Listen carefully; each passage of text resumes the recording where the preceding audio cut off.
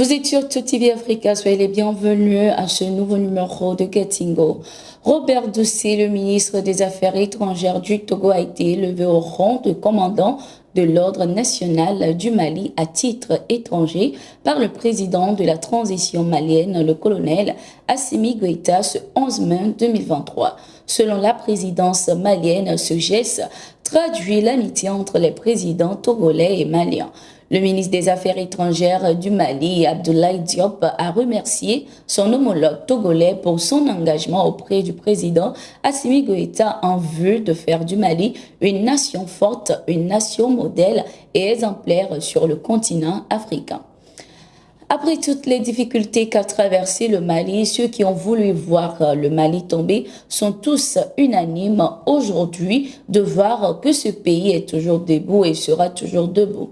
La cause du Mali est devenue une cause africaine. C'est avec beaucoup d'enthousiasme que nous soutenons le Mali, a déclaré Robert Doucet de son côté.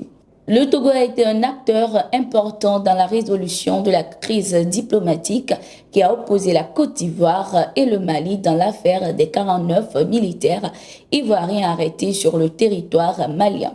Cette décoration intervenait au moment où le président togolais Faure Gnassingbé est en visite de travail en France, pays en froid avec le Mali, afin d'échanger sur des questions relatives à la paix et la sécurité dans la sous-région. Lors d'une rencontre avec les médias locaux, l'ambassadeur américain à Pretoria, Ruben Brigetti, a accusé l'Afrique du Sud d'avoir fourni un soutien militaire à la Russie. Ceci, selon lui, en dépit de la neutralité déclarée de l'Afrique du Sud dans le conflit avec l'Ukraine.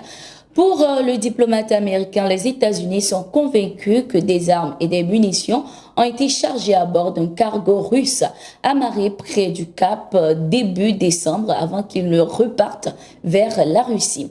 Dans un communiqué, la présidence sud-africaine, de son côté, a jugé décevantes ces accusations de l'ambassadeur américain qui n'a pas été en mesure d'apporter les preuves de ces allégations. Les remarques de l'ambassadeur sapent l'esprit de coopération et de partenariat entre les deux pays et aucune preuve n'a été fournie pour soutenir ces accusations, pouvait-on lire dans le communiqué. Par la même occasion, la présidence a affirmé qu'une enquête indépendante va être ouverte pour savoir si des armes ont effectivement été livrées à la Russie. Au Burkina Faso, ce 11 mai 2023, les vecteurs aériens des forces de sécurité et de défense burkinabés ont neutralisé une vingtaine de terroristes dans leur repère à Yamba, dans la province du Gourma. Selon les informations, ces terroristes avaient l'habitude de se reposer sous des arbres dans cette localité après leurs attaques.